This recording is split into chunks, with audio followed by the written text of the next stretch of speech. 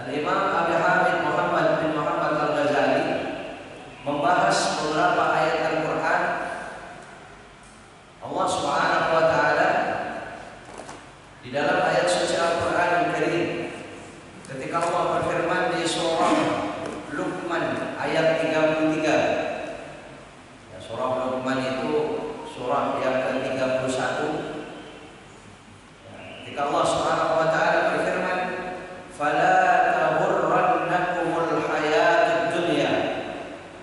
Fala taghurrannakumul hayatud dunya wa la yaghurrannakum billahil gharur. Maka sungguh jangan sampai kalian tertipu, terpedaya dengan kehidupan dunia. Wala yaghurrannakum. Jadi fala taghurrannakum wala yaghurrannakum. Jadi dua kali diulang kalimat ini oleh Allah dalam satu ayat ini. Dan sungguh benar-benar jangan sampai kalian terpedaya billahil gharur, dengan adanya penipu-penipu tentang Allah Subhanahu wa Ta'ala, ya, tentang ketaatan kita kepada Allah. Jangan sampai tertipu. Itu pesan Allah dalam ayat ini. Yang lengkapnya kalau kita kaji dari awal ayatnya, Allah Subhanahu wa Ta'ala menyampaikan, "Ya ayyuhan nas, wahai sekalian manusia, ittaqu rabbakum, bertakwalah kalian kepada Tuhan kalian. Wakhshaw yawman, takutlah, waspadalah dengan suatu hari. Wakhshaw yawman, takutlah kalian dengan satu hari.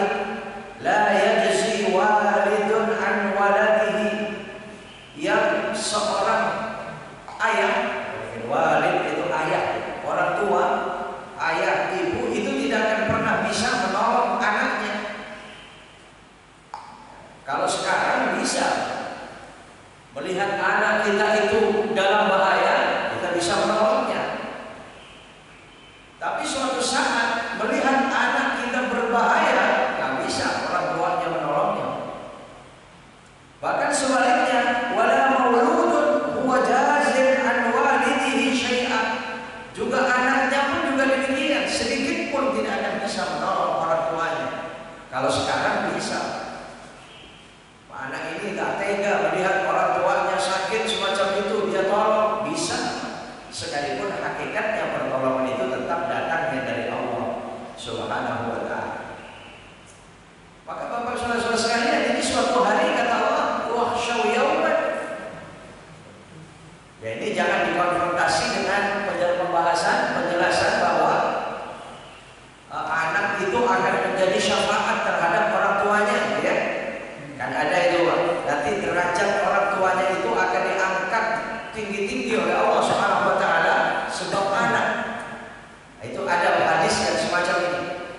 Terutama anak yang banyak hafalan Qur'annya, yang banyak hafalan ayat-ayat Qur'annya. Ya, ini nanti ketika di hadapan Allah dalam suatu hadis, anak ini suruh membaca, hafalannya itu suruh menghafal. Setiap dia menghafal satu ayat, derajat orang tuanya ini diangkat oleh Allah. Satu ayat diangkat oleh Allah, satu ayat diangkat oleh Allah. Oh, berarti semakin banyak hafalan anak, beruntunglah orang yang anaknya hafid Quran. Ya, kalau kita lihat seperti ini hadis Rasulullah, ya. Nah, itu jangan dikonfrontasi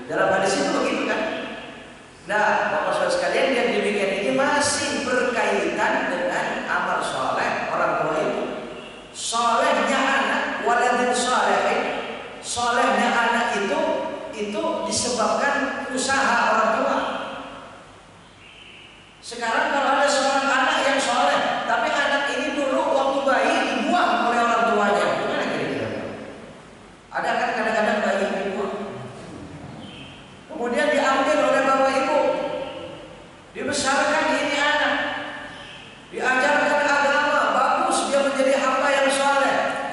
Kemudian dia Rabbighfirli wali walidayya, Rabbighfirli wali walidayya. Bagaimana orang tuanya yang buang di duluan? Hah? Iya. Nah, wali walidayya warhamhuma kama rabbayani. Nah, yang rabbayani siapa? Lah iya, yang membesarkan di kecilnya itu siapa? Nah, betul tidak? Ya, wallahu a'lam, nanti keputusan akhirnya ada pada Allah Subhanahu wa taala. Jangan dikonfrontasi dengan hadis ini, dengan ayat ini. Jadi seolah-olah kalau ketemu ayat yang demikian, antar ayat ke ayat itu terkonfrontasi. Tidak, justru saling membahas, saling menguatkan satu sama lainnya. Nah, tapi dalam ayat ini kita dipesan waspadalah dengan suatu hari orang tua bakal bisa nolongin anak, anak tak bisa nolongin orang tuanya kalau sudah ditentukan oleh Allah Subhanahu wa taala. Orang tuanya menjerit di tengah neraka, tolong nak, nggak bisa anak ini menyelamatkan orang tuanya. Anak pun juga demikian. Ya, mungkin kalau orang tua mengandalkan anak itu agak jarang, seperti yang bahas saya pertemuan yang lalu, mungkin masih ingat ya. Kalau orang tua mengandalkan ibadahnya anak itu agak jarang. Artinya kalau orang tua mengatakan begini, kan anak saya ahli ibadah, saya nggak perlu ibadah. Ya, anak saya pasti nolongin saya. Ini agak jarang. Tapi kalau anak ngandelin orang tua, ini kadang-kadang banyak. Betul tidak? Saya kan anaknya orang ahli, saya kan anaknya orang beruang, anaknya orang kaya, saya pasti jadi orang kaya juga. Ada nggak begitu? Ya. Ya, saya kan anaknya ulama, saya kan anaknya orang alim, saya nggak perlu ngaji, saya pasti alim juga. Gimana gitu? Ya, tidak mustahil ada begitu, tapi inilah bentuk-bentuk orang-orang tertipu itu. Al-ghurur itu di situ. Ada al-maghrurun, al-maghruri. Nah, Allah menyatakan demikian, anak tak bakal bisa nolongin orang tua apabila sudah dinyatakan oleh Allah seperti apa. Kalau buku catatan dari sebelah kiri sudah diterima, apalagi dari belakang, wara'a dhahri, dia menjerit, dia ketakutan, dia menangis seperti apapun. Orang tua tak bisa nolongin anak, anak tak bisa nolongin orang tua. Inna wa'dallahi haqqan. Dalam ayat ini dikatakan, ingat bahwasanya janji Allah itu pasti benar. Nggak mungkin ada janji Allah bohong. Ya, banyak sekali cerita tentang janji Allah. Janji itu ada dua, ada wa'dun, ada wa'idun. Sama-sama janji, Pak. Cuman bedanya kalau wa'dun biasanya janji-janji nikmat. Ya, janji-janji kenikmatan. Tapi kalau wa'idun itu janji juga, tapi bencana, ancaman. Jadi ada orang yang dijanjikan oleh Allah dengan amalnya itu kenikmatan, ada orang dengan amalnya dijanjikan ancaman, siksaan. Wa'id, semua itu hakun. Inna wa'dallahi haqqun. Bahwasanya janji Allah itu pasti benar.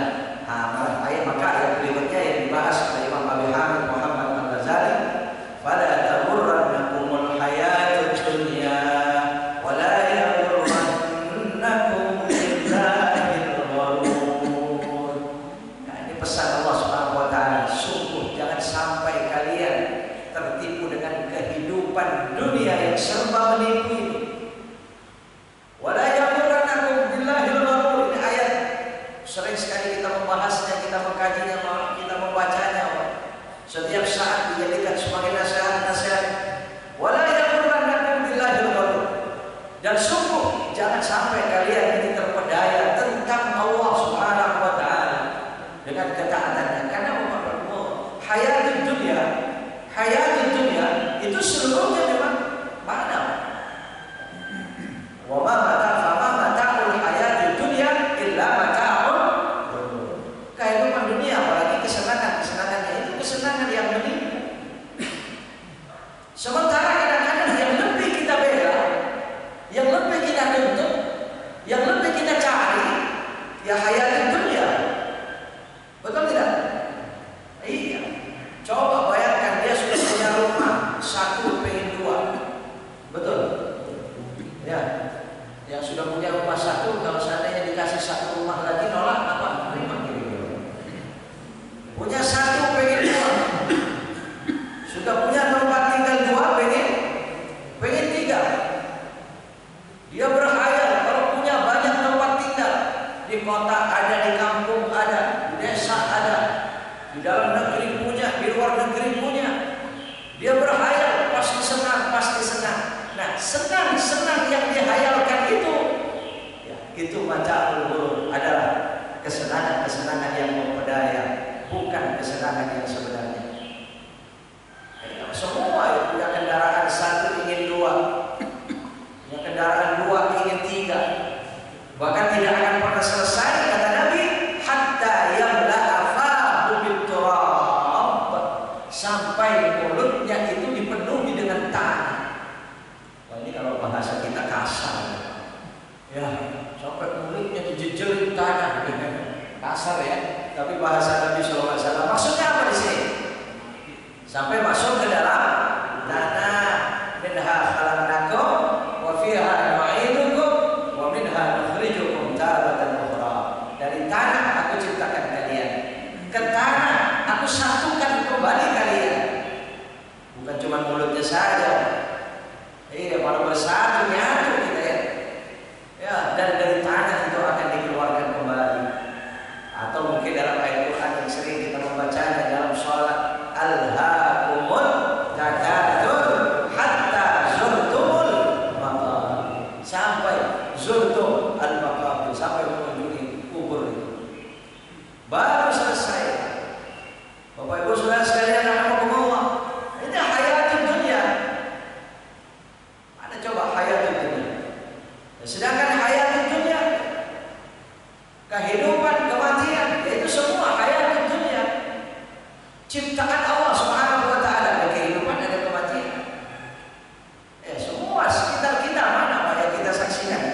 Semua tidak ada. Makanya kenapa kok sampai Nabi SAW bersabda beberapa hadis dan beberapa fadilah amal-amal saleh itu, di antaranya sholat fajar. Kenapa lebih baik daripada dunia dan isinya? Bayangkan, rasanya tidak mungkin seseorang sendirian menguasai dunia dan isinya. Tapi kenapa sholat subuh itu, sholat sunnah fajar sebelum subuh itu kok lebih baik daripada dunia dan isinya? Karena dunia dan isinya ini menipu.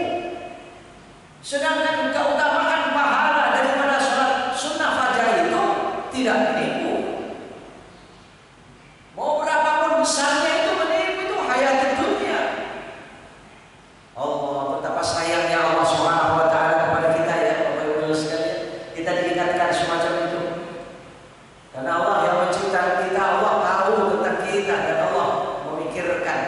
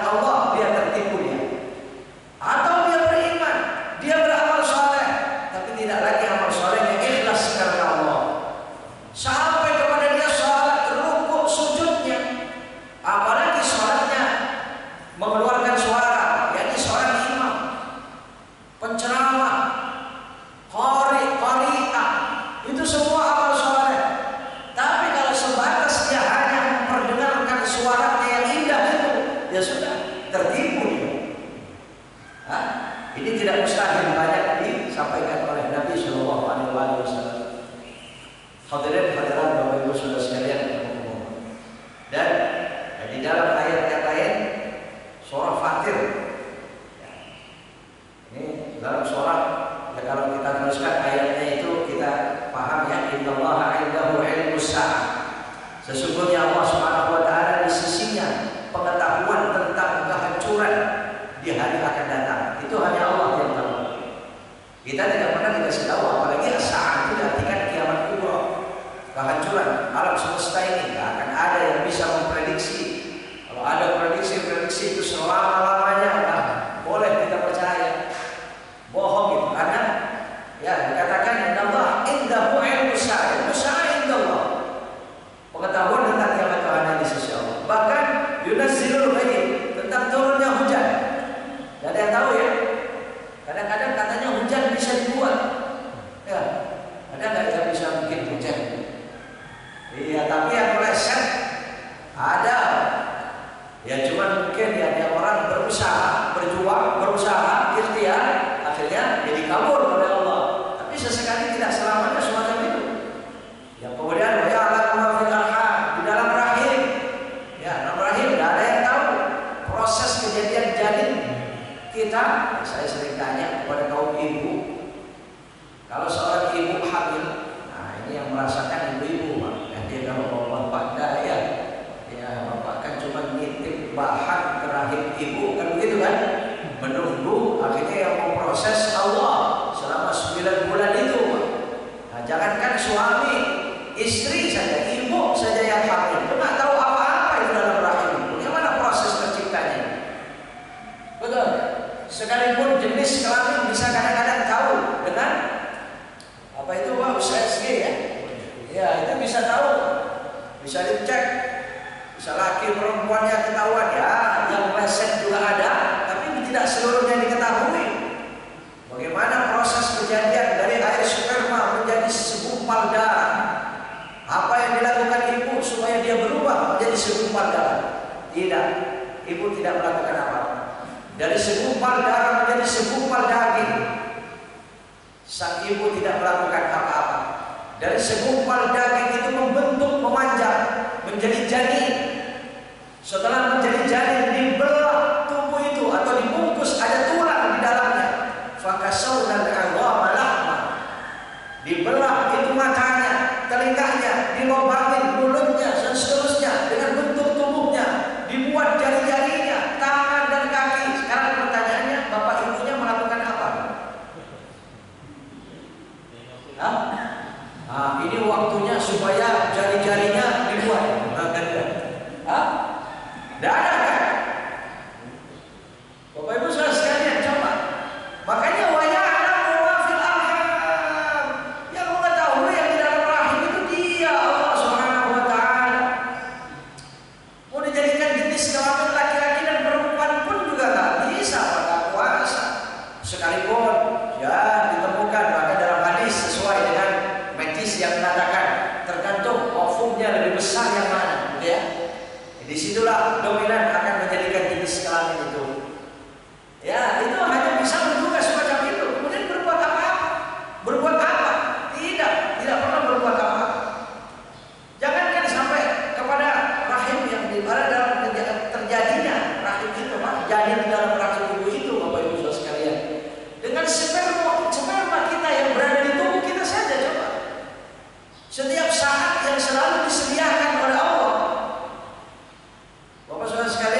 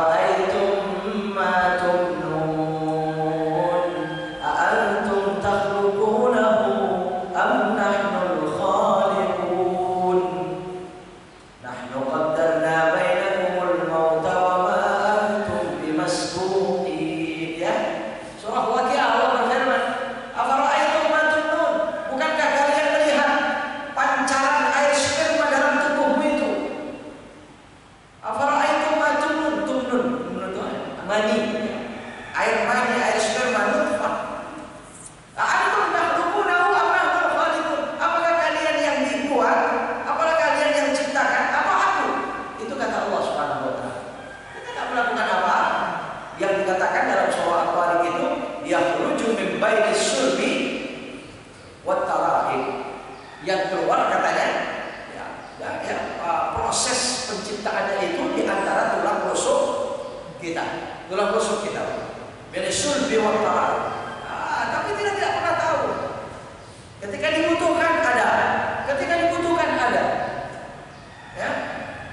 Makanya Bapak Saudara sekalian, sampai Nabi Shallallahu Alaihi Wasallam menganjurkan ketika tumnun itu ada doa. Alhamdulillahilladzi khalaqa minal ma'i basyara. Supaya ingat Allah Subhanahu wa taala. Segala puji bagi Allah yang telah menciptakan manusia dari air. Ingat Allah. Khalaqa minal ma'i basyara. Allah menciptakan dari air itu menjadi basyar, menjadi manusia. Jadi Allah. Nah, ini dalam ayat ini. Wa ya'lamu ma fil arham. Dan wa ma tadri nafsun madza taksibu ghadan. Dan seorang tidak pernah tahu apa yang akan dilakukan esok hari.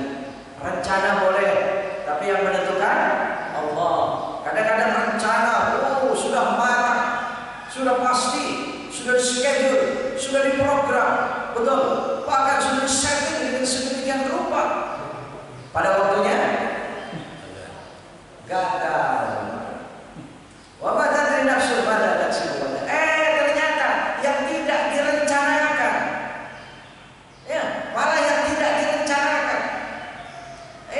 Dari jauh-jauh hari, bahkan kadang-kadang mendadak saja. Bukankah begini menunjukkan siapa manusia di hadapan Allah dengan kelemahannya dan kemahan perkasaan Allah? Kenapa manusia-manusia masih juga ada yang sombong kepada Allah? Hadirin hadirat rahimahullah. Wa ma tadri nafsun madza taksibu ghadan. Wa ma tadri nafsun bi ayyi ardin tamut. Dan seorang tidak pernah ada yang tahu di bumi mana dia akan meninggal. Tinggalnya boleh dekat di sini, meninggalnya nggak tahu di mana. Di darat atau di laut tidak ada yang tahu, betul? Iya. Jadi wa ma tadri nafsun bi ayyi ardin, di bumi mana tamut. Tapi semua pasti tamut. Innallaha alimun khabir. Sesungguhnya Allah Maha mengetahui, Maha teliti. Kembali kepada bahasan kita. Fala taghurrannakumul hayatud dunya wa la yaghurrannakum billahil gharur. Di surah Fatir juga ayat yang kelima pun sama. Jadi ada beberapa ayat dalam Al-Quran. Bahwa pesan Allah, jangan sampai kalian terpedaya dengan kehidupan dunia yang serba menipu. Jadi Bapak Saudara sekalian, kalau kita menjadikan kehidupan dunia tidak tertipu, ya jadikanlah dunia ini abadi. Kalau kita suruh berpisah dari dunia, mungkin. Paling ya, kita tinggalkan permohonan kita. Ya Allah, perbaiki dunia kami, karena kami pasti hidup di dunia, gitu kan. Ya Allah, perbaiki agama kami, karena agama pegangan hidup kami, gitu kan. Ini ijazah Nabi. Tapi jangan lupa, ya Allah, perbaiki akhirat kami, karena kami pasti ke sana. Jadi bagaimana kalau begitu? Ya berkaitan tiga ini, Pak. Kita di dunia, kita beragama, dan kita mau ke akhirat.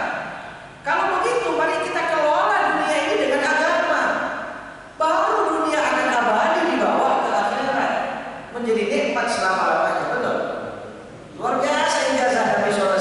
Allahumma aslih lana dinana alladhi huwa ismatu umurina, wa aslih lana dunyana allati fiha ma'ashuna, wa aslih lana akhiratan allati ilaiha ma'aduna. Itu luar biasa.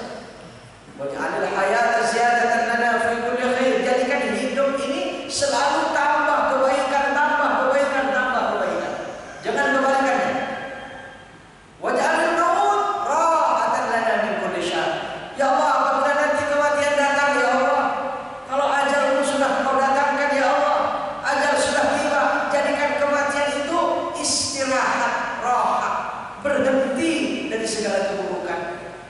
Berarti kalau begitu ada kematian, berhenti dari keburukan, betul? Makanya gimana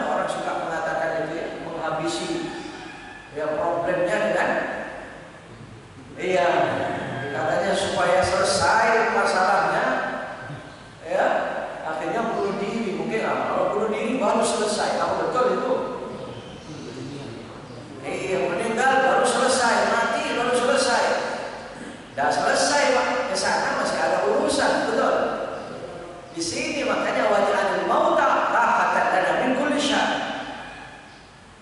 Tapi bagi kita orang-orang beriman kepada Allah, oh tidak.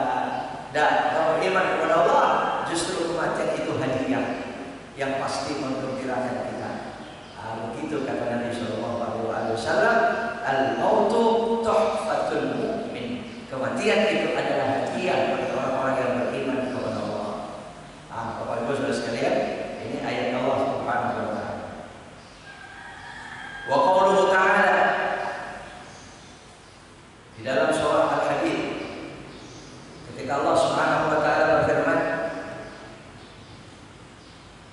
di ayat di surah yang ke-57, ketika Allah berfirman ayat yang ke-13 surah Al-Hadid, yauma yaqulul munafiquna wal munafiqat. Saya baca dari awal ayatnya saja. Yauma yaqulul munafiquna wal munafiqat lil ladzina amanu duruna naqtabis min nurikum ila ti'awaakum faltamisu nura wa duriba bainahum bisurin lahu bab batinuhu fihi ar-rahmah wa zahiruhu min qibalihi al-'adab yunadunahum alam nakum ma'akum qalu bala walakinnakum fatantum anfusakum wa tarabbastum wartabtum wa gharratkumul amani. Ini yang ingin dibahas oleh Imam Abi Hamid Muhammad Al-Ghazali. Wa gharratkumul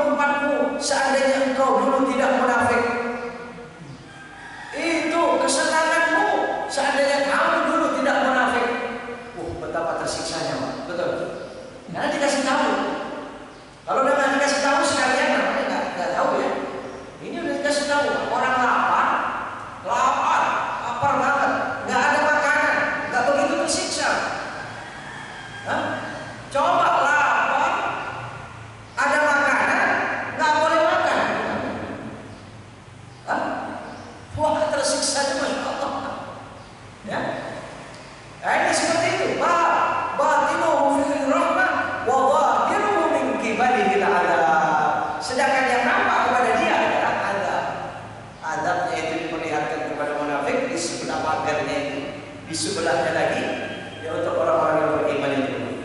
Akhirnya yunadunahum, mereka dipanggil alam nakum ma'akum. Kata orang-orang munafik itu, orang-orang yang beriman, bukankah kami dulu bersama-sama kalian? Bukankah kami dulu di dunia bersahabat dengan kalian, berkawan dengan kalian, bahkan bersaudara? Mereka mengatakan begitu. Kalau sekarang kita kumpul dengan siapa saja, betul? Mungkin di sekitar kita orang-orang munafik ada barangkali. Orang munafik ya enak. Ya, orang munafik itu malah tidak jarang justru dengan kemunafikannya mereka hidup enak katanya. Betul? Ada nggak yang begitu? Masya Allah, kalau sudah teringat ini, saya teringat lagi tentang Al-Hasan Al-Basri itu ya. Beliau sampai mengatakan begitu. Beliau mengatakan Imam Hasan Al-Basri, ya, orang munafik di zaman ini saking banyaknya orang munafik, maka munafik itu tidak ada. Hasan Al-Basri mengatakan, ya, annakum la tujaduna munafiqin hadzal yaum. Kalian tidak akan pernah mendapatkan orang munafik hari-hari ini. Saya kaget ketika membaca semacam itu. Apa maksudnya? Kok kita tidak akan pernah menemukan orang munafik zaman kita ini? Ternyata saking banyaknya orang munafik. Dan kalau sudah saking banyaknya orang munafik itu nggak ada. Betul tidak? Ya kalau munafik semua kan berarti munafik nggak ada lagi. Dan kalau zaman Al-Hasan Al-Basri sekitar abad 8 Hijriah, bagaimana sekarang? Ya Allah, ya 600 tahun yang lalu. Ya ini dikatakan demikian. Yunadunahum alam nakum ma'akum. Orang munafik dulu kita kan hidup bersama, makanya tunggu kami. Akhirnya orang beriman itu mengatakan qalu bala. Mereka mengatakan iya betul. Walakinnakum fatantum anfusakum. Tapi kalian dulu telah merusak diri kalian sendiri. Akhirnya dikatakan begitu, Pak. Dulu kalian memfitnah fatantum, ya, memfitnah diri kalian sendiri dengan dusta kepada Allah, dengan menjadikan diri kalian munafik. Wa tarabbasu, kalian menunda-nunda. Tarabbas itu artinya menunggu. Kalian menunggu. Gak mau memperbaiki diri.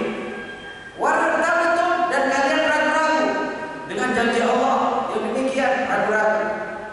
Ya, kalau kita barangkali munafiknya orang-orang beriman itu sebenarnya tidak seperti munafiknya, memang munafiknya orang-orang yang kafir. Ya, kalau orang kafir karuan memang munafiknya dengan kekafirannya, ya. Nah ini munafiknya orang beriman. Makanya dikatakan Imam Hasan Basri itu sampai hari-hari ini tidak ada orang munafik, karena orang beriman sendiri itu masih ada yang munafik. Bahkan pagi dia beriman, dia selamat dari munafik, sore selamat paginya. Makanya sampai beliau mengatakan, untung saja Allah itu maha penutup aib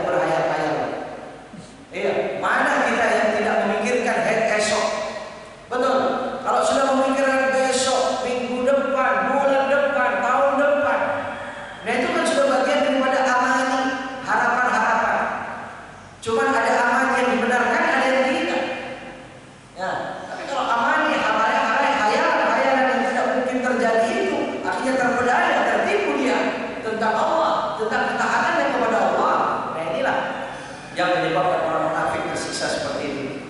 Hatta jaa amrullah, sampai datang urusan Allah, yakni kematian sampai datang kematian itu tidak memperbaiki diri. Wa gharrakum billahi dan kalian terpedaya tentang Allah Subhanahu wa taala dengan ketaatan. Sini Bapak Saudara sekalian. Ini baru beberapa ayat Allah yang diungkap oleh Imam Abi Hamid Muhammad Al-Ghazali dalam pembukaan bab ini. Ya. Kemudian kita bahas satu hadis Nabi barangkali masih ada waktu 5 menit. Faqala Rasulullah sallallahu alaihi wasallam, Nabi bersabda, "Habada naumul aqyas wa fitru kaifa yaquluna sahrul hamd wa jatihaduhum wa lam yithqalu dharratin min sahih taqwa wa yaqinin afdalu min mil'il ardi minal mubtadin." Nabi sallallahu alaihi wasallam pernah bersabda, "Aduhai, betapa indahnya tidurnya orang-orang cerdas, betapa beruntungnya tidurnya orang-orang cerdas, orang-orang yang selamat daripada tertipu." Apa maksudnya Nabi SAW bersabda? Lalu Nabi SAW bersabda, "Wa fitruhum." Fitruhum itu artinya orang yang tidak berpuasa, orang yang makan minum tidak berpuasa. Kalau berpuasa ya kan saum. Kalau mereka tidak berpuasa itu fit. Ya makanya Idul Fitri gitu ya. Fit itu tidak puasa. Wa fitruhum, dan tidak puasanya mereka. Nah, tidak puasanya indah, tidurnya indah. Kenapa? Karena mereka orang cerdas. Kaifa yaquluna sahrul hamqa. Tapi bagaimana tertipunya orang yang tidak tidur tapi dia hamqa. Hamqa itu kayak kopi banyak, bukan hamka ya. Hamqa. Ahmak. Mungkin sebutannya ahmak. Ahmak itu adalah orang yang dungu, orang yang bodoh. Sebaliknya orang cerdas tadi yang gampang tertipu tadi. Nah, itu dikatakan Nabi, betapa tertipunya mereka sekalipun tidak tidur. Ya, sahiran layani, jangan tidur semalaman. Wajah dia mereka sungguh-sungguh. Sekarang begini, ada dua orang sama-sama tidak tidur malam. Mestinya sahiran layani itu bagus. Nah, ya mestinya sahiran layani adalah orang yang melek malam itu bagus Pak. Tapi kalau orang-orang yang bodoh melek malamnya itu melek apa kira-kira? Melek malamnya ngapain dia? Nah, sampai jam berapa coba? Melek malam tapi ketipu. Ya bagaimana tidak? Seperti yang saya sampaikan Pak. Jangankan dia dilakukan dengan kelalaian betul ya. Ibadah aja masih ketipu. Melek malam sampai jam 3, sampai setengah 4, sholawatan, zikiran, ya baca Quran. Wah, berapa juz nggak tidur. Tapi begitu jam 4 tidur. Subuhnya, nah berarti sunnah dilakukan, wajib ditinggal. Ini saya sudah ketipu. Apalagi melek semalam ya. Kelalaian yang ditipu. Tapi memang begitu ternyata ya. Yang namanya catur itu berjam-jam punya terasa. Betul tidak? Betul tidak? Oh berarti agak ada artinya di sini. Iya. Kalau catur semalaman itu apa itu Pak? Mau berhenti, mulai lagi. Berhenti penasaran, ingin mulai lagi, betul? Iya. Ya Allah, itu berjam-jam. Iya. Buka HP aja. Habis Facebook sudah 1 jam, YouTube-nya 1 jam. Belum terasa juga. Mata sudah, rasanya sudah semacam itu. Coba bawa baca ayat Quran. Setengah jam kakinya gelimpungan. Balik sana, balik sini. Ya Allah. Nah, sahirul hamqa, ya ahmak. Orang-orang mulai malam, tapi dia orang bodoh. Makanya yang dipuji oleh Nabi orang tidur. Melek malamnya tidak dipuji oleh Nabi.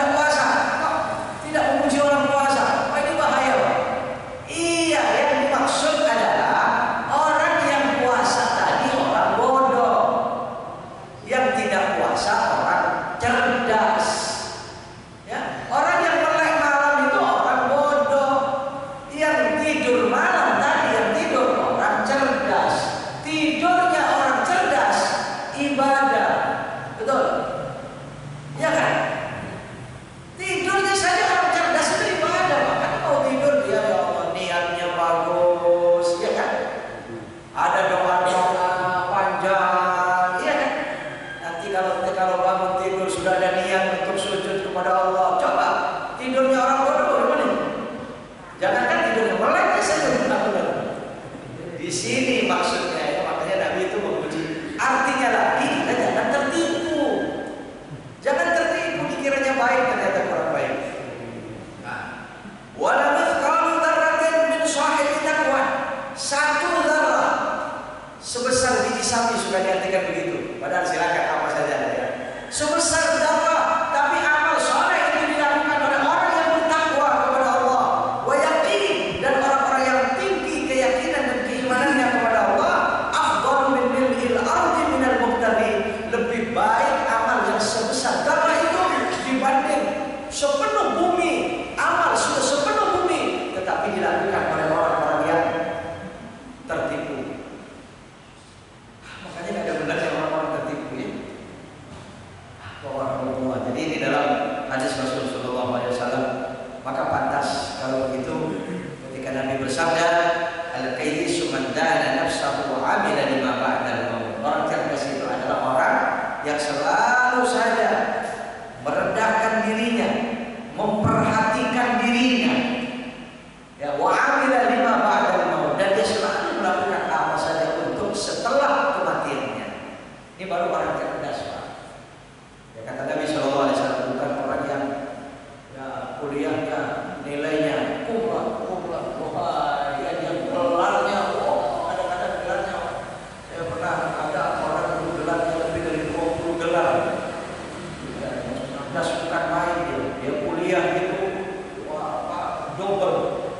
Ya, 4 tahun itu bisa mendapat sekian gelar sekaligus. Umurnya masih muda. Ya, bukan itu orang cerdas, tapi dana nafsahu wa amila lima ba'dal maut. Tapi wal ahmaq, orang-orang yang lemah itu, orang-orang yang bodoh itu, man atba'a nafsahu hawa, orang yang menjadikan dirinya selalu nurut, patuh, tunduk terhadap hawa nafsunya. Nah, ini adalah orang-orang ahmaq gitu ya. Wa tamanna 'ala Allah. Nah, ini menjadikan tertibnya dia berharap-harap kepada Allah. Ngikutin hawa nafsunya tetapi mengharap ampunan Allah. Ngikutin hawa nafsunya tapi mengharap rahmat Allah.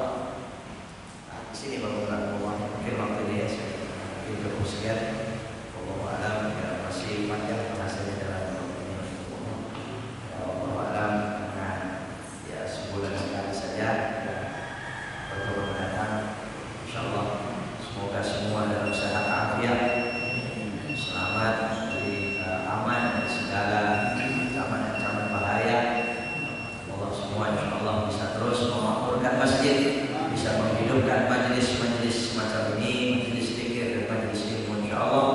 Dan sekali lagi mari kita yakini majelis semacam inilah yang akan mengusir ancaman-ancaman bahaya seperti apapun. Insyaallah termasuk majelis semacam inilah yang mengusir virus corona ini. Insyaallah Allah amankan kita semua dan keluarga kita semua. Amin. Allahumma amin. Demikian. Kurang lebihnya mohon maaf. Alhamdulillah, saya kembali pada Ustaz Sultan Ghazali yang telah menyampaikan pelajarannya pagi hari ini. Itu terkait masalah hinanya orang yang tertipu. Mudah-mudahan kita semua terhindar dari hal yang demikian itu. Kita langsung saja pada sesi tanya jawab. Satu, ada lagi? Ada lagi? Enggak. Cuma mohon maaf belakangan ini pendengaran saya ini dari majelis ke majelis itu mohon maaf. Jadi kedengaran suaranya tapi nggak jelas ngomongnya. Subhanallah, maaf tidak mohon di agak. Assalamualaikum warahmatullahi wabarakatuh. Cukup bagus menyampaikan Pak Ustaz, yaitu tertipu. Kalau kita buka Al-Quran di awal surat Al-Baqarah sebetulnya ada dijelaskan Pak. Di situ ada 3. Pertama orang beriman, kedua orang kafir, ketiga orang munafik. Di situ dijelaskan bahwa yang menjadi utama dalam hal tersebut supaya kita tidak tertipu adalah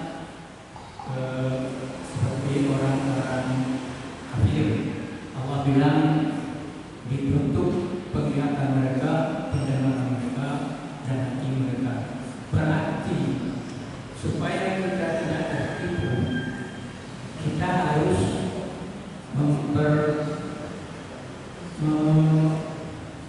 mengiyakanlah istilahnya penglihatan kita, pendengaran kita, kemudian hati kita.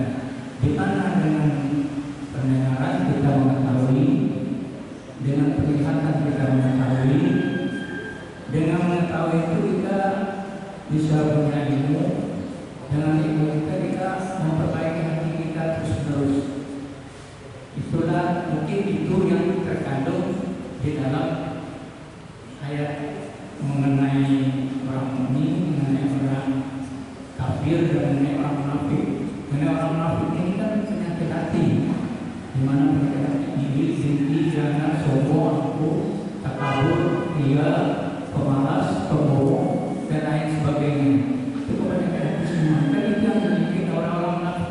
Sebetulnya kan dia, kalau dilihat sekitar dia seperti orang beriman. Kan itu yang dibilang. Makanya di awal orang mukmin, di tengah orang kafir, nanti di akhir orang munafik. Nah, Pak, itu kalau saya baca itu yang tersirat di situ, Pak. Betul atau tidak? Itu aja. Assalamualaikum warahmatullahi wabarakatuh. Assalamualaikum warahmatullahi wabarakatuh. Ya, Pak, baik.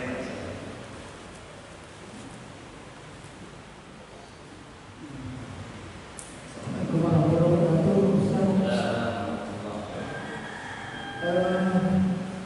Kita ini kan selalu dibayar oleh rasa was-was. Jiwa sulit rasa was-was kita, bagaimana cara mengurangi atau menghilangkan rasa was-was di dalam diri kita. Itu saja. Assalamualaikum warahmatullahi wabarakatuh. Was-was, Was-was. karena rasa ketakutan manusia itu karena was-was itu, Pak. Iya, Pak. Baik. Ya, baik. Tadi bermula kepada ayat apa, Pak? Surah apa? Ayat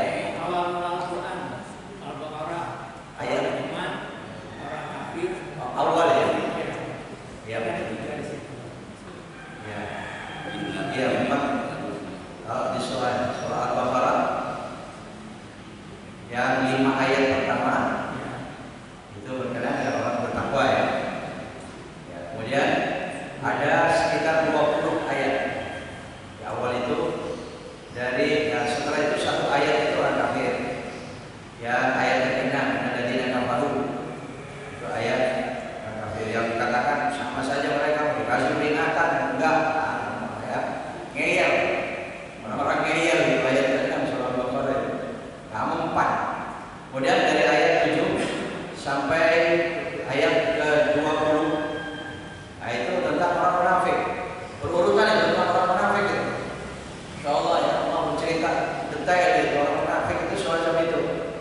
Jadi kalau orang bertakwa 5 ayat, orang kafirnya 1 ayat, tapi sekalipun 1 ayat udah mewakili semua ayat Al-Quran insyaallah. Orang kafir itu begitu aja. Sawa'un 'alaihim a'anzartahum am lam tunzirhum la yu'minun. Tidak, la yu'minun, la yu'minun. Kemudian orang munafik, Anda begini, Pak. Orang munafik itu sebenarnya yang bikin begah kehidupan. Ya, orang munafik, karena kadang-kadang orang munafik itu ada di sekitar kita, ada di sekeliling kita. Jadi kalau kita dari urutannya, di sini urutan yang ketiganya malah orang munafik itu, dan ayatnya panjang. Sekitar berapa itu? 16 ayat ya. Nah, sampai ayat 20. Ya, Allah bercerita semacam itu. Itu benar sekali. Makanya dengan ayat itu, Pak, ya, kita kaji ayat munafik. Orang munafik itu semacam itu. Kita usahakan supaya selamat. Kalau dikatakan wa idza alladziina aamanu qalu amanna wa idza khalu ila syayatinihim qalu inna ma'akum innama nahnu mustahzi'un ya. Nah, kalau Allah ceritakan semacam itu, kita jangan begitu.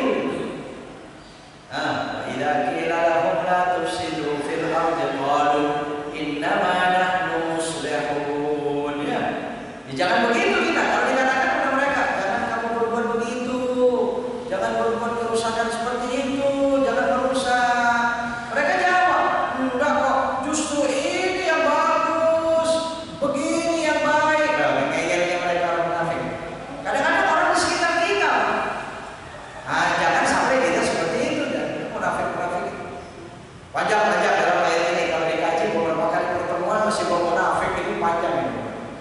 Ya, saya membahas dalam tadabbur Al-Quran itu berbulan-bulan masih tentang munafik ini. Bahkan pertemuannya seminggu sekali. Ya, tadabbur Al-Quran. Ya. Nah kemudian ya orang kafir ini waspadai orang kafir, jangan ngeyel seperti mereka, jangan sama saja. Artinya kalau sudah ketemu dengan nasihat harus ada pengaruh, harus mempengaruhi diri kita. Jangan tidak ada pengaruh. Kan wajib kita Pak, dengan mencari pengaruh itu hukumnya wajib. Jadi ngaji kan, kita ngaji namanya kan dipengaruhi oleh Al-Quran, oleh hadis Nabi. Jangan tidak ada jangan tidak terpengaruh. Begitu ada inna lillahi wa inna ilaihi raji'un, itu kan nasihatnya. Kata Nabi SAW, kafa bil mauti wa'idha, atau mau'idha, cukup mendengar berita kematian itu menjadi nasihat. Jangan tidak terpengaruh. Katakan inna lillahi wa inna ilaihi raji'un. Buktikan, jangan cuma mengatakan. Bahwa kita akan kembali kepada Allah, ya persiapkan bekalnya. Itu namanya ada pengaruh Pak. Jangan sawal ada yang anda tahu Allah tertiru la yu'minun. Nah kemudian apa yang harus dilakukan? Al-Baqarah ayat 1 sampai 5. Nah, mungkin ya indah sekali ini betul Pak, mengingatkan kita semua ya. Jadi bagaimana? Dari kita mulai bagi deketin Al-Quran yang tidak ada keraguan. Petunjuk bagi kita hudan dan muttaqin. Terus apalagi alladzina yu'minuna bil ghaib, kuatkan keimanan kepada yang gaib, apalagi yang maha gaib Allah. Wa yuqimunas, baguskan salatnya. Kalau wajibnya sudah bagus, ya sunnahnya. Jangan cuma wajib. Di dalam salat ada wajib, ada sunnah. Salat ada salat wajib, ada salat sunnah. Ibadah ada ibadah wajib, ada ibadah sunnah. Wa yuqimunas salat wa mimma razaqnahum yunfiqun. Terus alladzina yu'minuna bima unzila ilaika, itu menguatkan dari kita mulai bagi itu. Ya, yu'minun bima unzila ilaika wa ma unzila min qabli. Kitab-kitab sebelumnya. Wa bil akhirati hum yuqinun. Yuqinun, yakin kita kepada akhirat itu buktikan. Nah, seperti kita semuanya ini, gitu ya. Ya, jadi bagus sekali. Kemudian ya panjang kalau dibahas sebelumnya itu ayatnya kan baik ya, kalau ada permintaan mungkin ya boleh saja suatu saat dibahas secara khusus ya, mungkin Pak. Ya tentang was-was Pak ya. Ya betul. Was-was itu memang bagian, kalau makna sebenarnya was-wasai waswis itu artinya godaan. Ya godaan. Gharra yaqulu itu pedaya, godaan juga. Atau dalam Al-Quran godaan itu nazgun. Wa imma yanzaghannaka minasyaitani nazghun. Nazghun itu godaan. Ya, makanya Allah suruh ta'awud kita godaan. Tapi ada lagi was-was. Tapi was-was ini banyak orang mengartikan. Ada was-was itu hanya keraguan-raguan. Itu was-was, ya kan? Ragu-ragu. Mau berangkat apa enggak? Berangkat apa enggak? Was-was. Sah apa enggak? Sah apa enggak? Was-was. Terus apa enggak? Terus apa enggak? Was-was. Kan gitu. Ada lagi was-was itu memang diganggu, yuwaswis. Makanya alladzi yuwaswisu fi sudurin nas. Jadi was-was itu ada di dada manusia, gangguan. Nah, was-was itu bisa nantinya bisa menjadi keyakinan, keimanan kita yang bagus itu dirusak. Nah ini hati-hati. Makanya tadi ditanya bagaimana cara menghilangkan was-was itu ya. Ya betul Pak. Sebenarnya itu masya Allah. Saya pun ingin tanya begitu juga sebenarnya Pak. Wah ya mungkin jawabannya ada, tapi mungkin ada trik-trik yang bagus ini Pak. Karena penting itu. Kalau was-was itu dipelihara, makanya sampai-sampai pertama begini, was-wasnya orang lihat dalam sholat dan wudu misalnya. Itu jangan dipelihara, jangan dituruti. Iya, karena dituruti begini, takbir. Was-was. Niatnya tidak benar. Takbir lagi, pakai usolli jadi ulang-ulang. Usolli Allah. Gak jadi dia kadang-kadang berkali-kali was-was. Enggak, sebenarnya bagaimana? Datangkan keyakinan, kemantapan. Sebenarnya orang niat sholat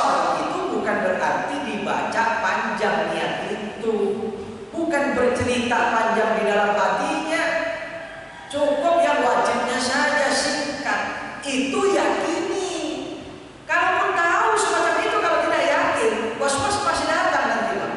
Bukan berarti pada saat Allahu Akbar, indah kalimat Allahu Akbar, itu di hatinya mengatakan, saya niat sholat fardu zuhur 4 rakaat menghadap kiblat sebagai makmum karena Allah. Wah, kepanjangan kayak azan nanti takbir. Bukan, nggak sampai ke situ. Nanti kalau begitu sebagai makmum kepada Pak Haji Abidin di Masjid Istiqomah, wah ada panjangan. Nggak cukup. Saya niat sholat fardu zuhur karena Allah. Dan niat itu apa ya? Bukan membaca di dalam hati dengan bacaan seperti bacaan mulut, bukan, Pak. Hanya lintasan. Mungkin begitu bahasanya. Jadi kalau sholat atau wudhu, terlintas di dalam hatinya mau sholat, itu saja sudah. Saya lihat sholat fardu zuhur. Makanya cukup Allahu Akbar. Cukup, Pak. Cuma ya jangan terlalu cepat juga. Ini kadang-kadang saya bingung gitu ya, kalau terlalu cepat juga ya. Jadi pada sholat ya, Allahu Akbar. Itu saya bingung itu kalau begitu, itu niatnya kapan itu? Ya, orang memang ada pendapat katanya mendahului sedikit, membelakangi sedikit, ya bagi yang beberapa semacam itu silakan. Tapi fikih masyhur, kitab-kitab fikih para ulama. Nah itu apalagi Syafi'i, indah takbiratul ihram, dimulainya niat pada saat membaca alifnya Allah. Allahu Akbar. Itu sudah dimulai niat. Selesainya yang batin. Begitu, Pak. Makanya kalau Allahu Akbar, apalagi Jumat, takbir niatnya sholat Jumat memang agak lama sedikit karena wajib imamah, wajib makmum, wajib berjamaah. Sholat Jumat nggak bisa dilakukan sendiri. Makanya ada ulama yang mensyaratkan niat imamah itu adalah pada saat takbir. Kalau keluar dari takbir enggak. Kalau sholat lain berjamaah, niat makmumnya itu niat masih boleh. Enggak jadi imam, enggak niat imam masih bisa. Orang imam enggak, niat imam enggak apa-apa, dimakmumin sah-sah saja, Pak. Tapi kalau Jumat, karena syaratnya sah lebih baik berjamaah. Begitu kan? Ini dalam ilmu fikihnya semacam itu. Makanya yakini, insya Allah hilang masalah. Pada saat berwudu, saya pernah melihat orang berwudu, Pak. Di kolam, ya. Waduh, tahun berapa itu? Masya Allah, di suatu kolam besar itu. Kan kalau di kolam besar itu wudu bisa begitu ke kolamnya, ya kan? Wudu bareng-bareng di situ cuci mukanya, Pak. Ya, untung aja kumur bukan di situ kan? Ya, muka tangan yang di situ. Wah dia, nawaitul wudu, nawaitul wudu, nawaitunya itu ya Islam. Ada annya. Nawaitul wudu, wah bisa-bisa jadi. Dia cuci mukanya, ulang lagi. Bismillahirrahmanirrahim. Menggosok-gosok di sini, gosok-gosok di sini. Mungkin nggak datang-datang ya, lama-lama sih bisa juga. Saya melihat semacam itu ya mungkin karena penyakit aja, Pak. Penyakit. Kenapa itu harus di? Enggak datang dari penyakit, tidak harus semacam itu. Harus dikali. Hanya terlintas itu saja sudah sah. Yang penting jangan sampai ngobrol ya. Iya, jadi kalau wudu itu dua, Pak. Perlakuan pada yang dilakukan seketika itu dua, membasuh muka dengan niat, sama dengan mandi. Tapi kalau sholat tiga, ngangkat tangan, mengucapkan takbir, menggerakkan hatinya dengan niat, berniat. Ini tiga sekaligus. Itu pada saat takbiratul ihram. Itu ya, pendapat suku mazhab Syafi'i dan Syafi'iyah. Mulai itu semacam itu, ya. Nah kemudian kalau ditanya bagaimana cara menghilangkan was-was, itu tadi diantaranya berusaha tidak menuruti. Dan saya pernah mendapatkan ijazah juga, banyak baca surah An-Nas, banyak baca An-Nas. Mohon kepada Allah. Jadi kalau sudah datang was-was, karena kadang-kadang was-was itu suka mengganggu kita juga merasa begini, Pak. Itu bagian daripada was-was. Ya, yang kita tidak mengerti juga. Kalau sudah di tubuh kita ini sudah merasa ada nyut, ada yang sakit sebelah mana? Jangan-jangan. Ada nggak begitu? Ada nggak begitu ya? Begitu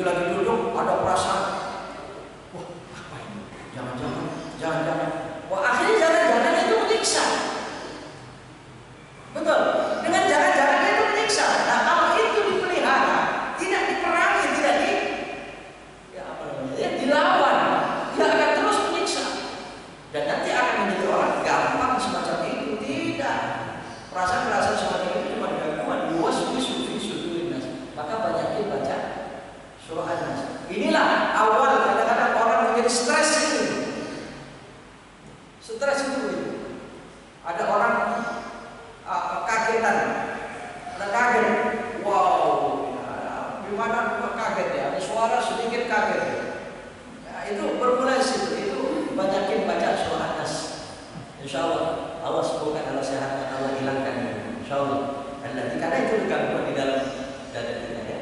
Ya sebenarnya dimulai daripada al-ikhlas itu yang bagus. Al-ikhlas, al-falaq, an-nas, al-ikhlas, al-falaq, an-nas. Makanya cukup kita mau tidur, kalau bisa tangan kita begini kan. Ayat kursi baca al-alif 3 kali, al-falaq 3 kali, an-nas 3 kali. Ya, besok seluruh tubuh. Oh, sihir, gangguan, lahir batin diamankan oleh Allah Subhanahu wa taala. Apakah itu jasa Nabi sallallahu alaihi wasallam? Insyaallah. Baik. Alhamdulillah.